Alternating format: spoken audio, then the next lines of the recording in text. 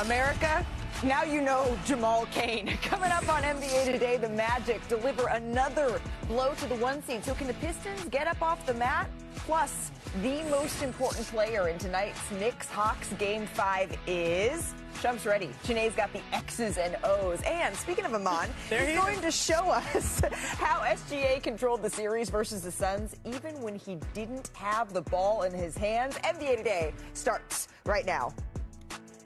All right, some golf claps. The Thunder, they're the first team to advance to the second round. Anyone surprised? Nope. No. All right, they're the odds-on favorites to win it all. On the other side, though, the East is about to get flipped on its head. Janae, this is wild. Detroit has been pushed to the brink by the 8th seed, the Orlando Magic. Orlando Magic. It's a little bit of a bop, though, guys. Early in the first quarter, Cade Cunningham, this is a theme, Sinead. He turns it over, and here come the Orlando Magic. Yeah, from the jump, the defense was active and led to their offense. They're playing and they're flexing on them. What do we say about turnovers? 1 minute later, turns it over again here, Oh, are we doing this in VHS mode? I love it. VHS mode. For the kids out there, that means... It's a tape, okay? The second quarter we go. Cade Cunningham, he really struggled taking care of the ball in this game, Shump. He was constantly getting pressured, and he was just making costly mistakes. He had 6 turnovers in the first half. That's the most in any half of a playoff game in his career. So Detroit down 2 at the break. Magic lead by 2 here. Franz Wagner drives, but he appears, look, he grabs his right leg here. Arsham Charania has reported that it's a calf issue that he's dealing with, and his status for Game 5 is up in the air here. So Franz was ruled out, of course, for the remainder of this game. He finished with 19 points, 4 steals. But here's the game. Here, right here. Hey! It's a metaphor. Jalen Duren going on the court there. Yes. The series for him in one play. Dunks all over Jalen Duren. Did it remind you of something? It was a pretty incredible play. Back man. T-Mac throwing a monster dunk over the Detroit Pistons with LeBron James in attendance. Here's what LeBron had to say. What do you think of that dunk, man, on the court? Man, that dunk was ridiculous. So you can apply the same thing last night here. Jamal Cain doing his T-Mac impression. Paolo misses the jumper, but Cain... That's up there for the dunks of the year. Yeah, he's right there cleaning it up. Desmond Bane, this is why they brought him in, uses the screen. His old teammates in the crowd. Yeah,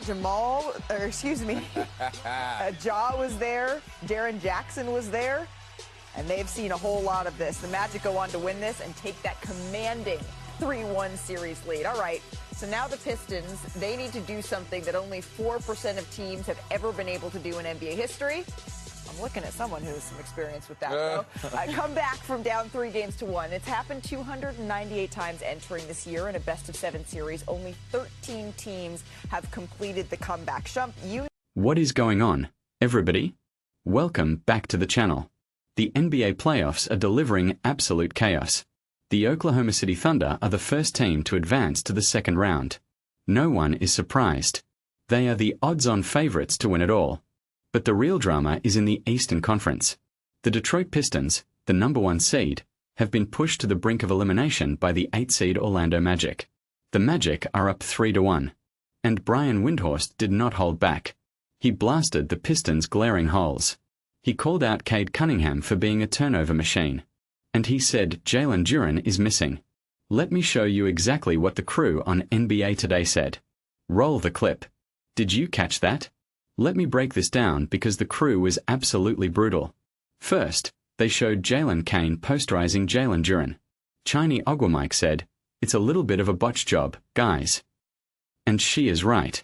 The Pistons were supposed to be the class of the East. They won 60 games. They had an MVP candidate in Cade Cunningham.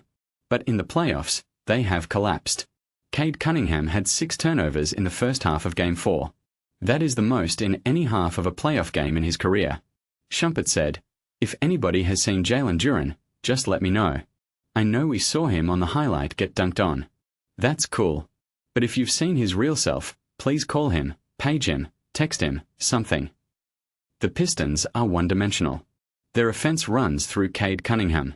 But when he is turning the ball over, the entire offense stalls. Shumpert said, "Cade's got to be able to bat singles instead of trying to make the home run play every time." And without a secondary creator, the Magic have been able to load up on Cade and force mistakes. Windhorst added, "There's 4 guys standing in the paint watching Cade Cunningham try to run into that wall. It's not working. But they're also getting punked. This whole year, Detroit has been physical. They've been in your face. All of a sudden, it's like, where are the big guys coming from? Where are all the 50-50ths balls that's laying around? You see 3, 4 Magic players flying on the floor. Where is that? That is the key. The Magic want it more. They are playing with desperation. They are playing with confidence. And the Pistons look lost.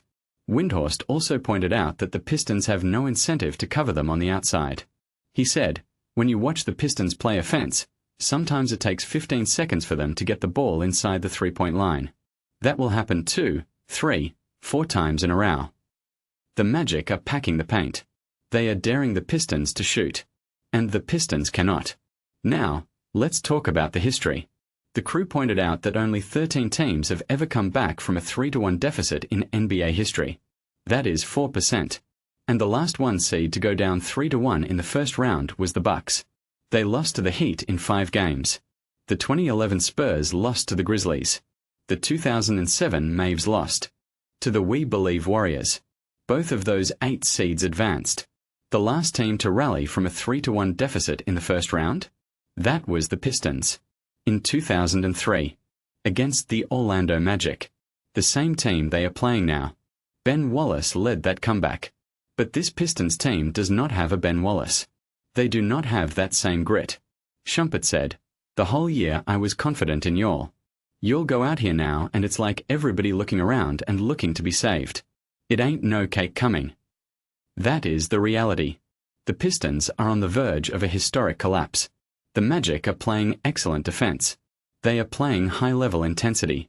And the Pistons' weaknesses, lack of shooting, lack of secondary ball handlers, lack of physicality, are being exposed. The crew also talked about the Knicks and Hawks.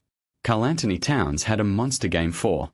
He became the first center with a triple-double in Knicks postseason history. If the Knicks continue to feature KAT, the Hawks have no answer for him. And Jalen Brunson is due for a breakout game. The crew expects the Knicks to win Game 5 and take control of the series. Finally, the crew talked about the Celtics and Sixers. Tim Bontemps said the Sixers are facing an unrelenting math problem. The Celtics live and die by the 3.